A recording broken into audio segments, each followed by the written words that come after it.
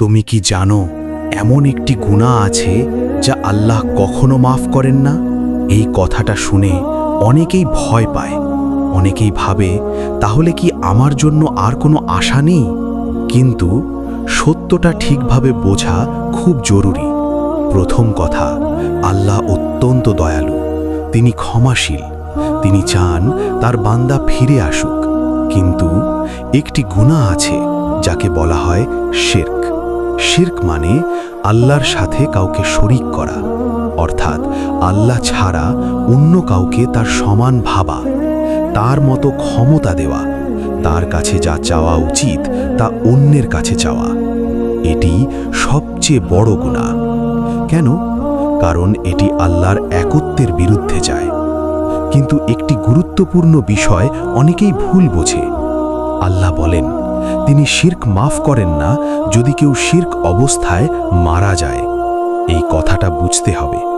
যদি কেউ জীবিত অবস্থায় শিরক করে কিন্তু পরে তওবা করে, আল্লাহর কাছে ফিরে আসে, তাহলে আল্লাহ তাকে মাফ করতে পারেন।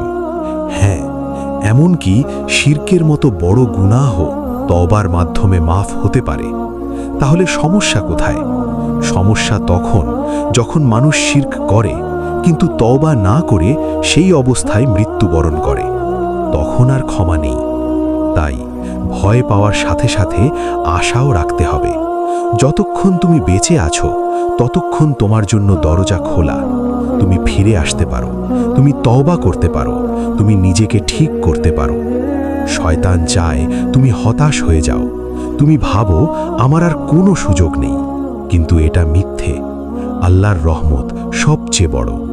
তাই আজ একটি সিদ্ধান্ত নাও, আমি শিরক থেকে দূরে থাকব, আমি আল্লাহকে একমাত্র রব হিসেবে মানব, আমি শুধু তার কাছেই চাইব, এবং যদি কোনো ভুল হয়ে থাকে আমি এখনই তওবা করব, দেরি করব না। কারণ আমরা জানি না কখন আমাদের সময় শেষ হবে।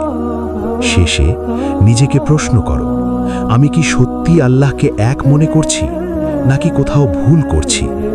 হে আল্লাহ, আমাদেরকে শিরক থেকে রক্ষা করুন, আমাদের সব গুনাহ মাফ করুন এবং আমাদেরকে সঠিক পথে পরিচালিত করুন।